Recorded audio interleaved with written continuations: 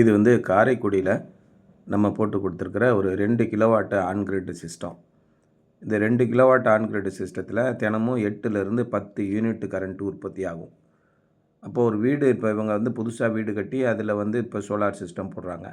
ஒரு வீடு கட்ட போகிறீங்க அப்படின்னா, நீங்கள் வீடு கட்டிக்கிட்டு இருக்கீங்க அப்படின்னா, சோலாருக்கு தகுந்த மாதிரி உங்கள் வீட்டில் இருக்கிற உபகரணங்களை வாங்குங்க, மின் சாதனங்களை வாங்குங்க. இதில் ரொம்ப முக்கியமான விஷயம் இருக்குது. ஏன்னா ஒரு ஏசி வாங்குறீங்க, ஒரு ஃப்ரிட்ஜ் வாங்குறீங்க, ஃபேன் வாங்குறீங்க, இதிலெல்லாம் ரொம்ப முக்கியமான கவனத்தை நீங்கள் செலுத்தணும். சாதாரணமாக ஒரு 1.5 டன் ஏசி நீங்கள் வாங்க போகிறீங்க அப்படின்னா, இன்வெர்ட்டர் ஏசி இருக்குது, நான் இன்வெர்ட்டர் ஏசி இருக்குது. அதே மாதிரி ஒரு ஃபேன் வாங்க போகிறீங்க, 4 ரூமுக்கு ஃபேன் போட போகிறோம் அப்படின்னா, நார்மலாக ஓடக்கூடிய ஃபேன் இருக்குது, பிஎல்டிசி ஃபேனுன்னு இருக்குது.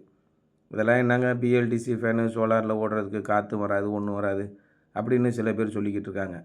இது மாதிரி தான் எல்இடி பல்பை பற்றி ஆரம்பத்தில் பேசிக்கிட்டே இருந்தாங்க ரொம்ப வருஷமாக. அதை பற்றின விவரம் தெரியல.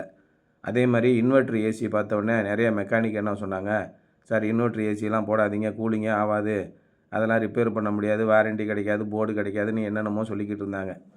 ஒரு 13 வருஷமாகவே நான் இன்வெர்ட்ரு ஏசி பயன்படுத்திட்டு வரேன். சாதாரணமாக அடிப்படையான விஷயங்களை நான் உங்களுக்கு சொல்கிறேன். ஒரு 1.5 டன் இன்வெர்ட்ரு ஏசி வாங்க போகிறீங்க அப்படின்னா, அதுக்கு ஈக்குவலாக சாதாரண ஏசி வாங்கினீங்கன்னா 2 டன் ஏசி வாங்கணும்.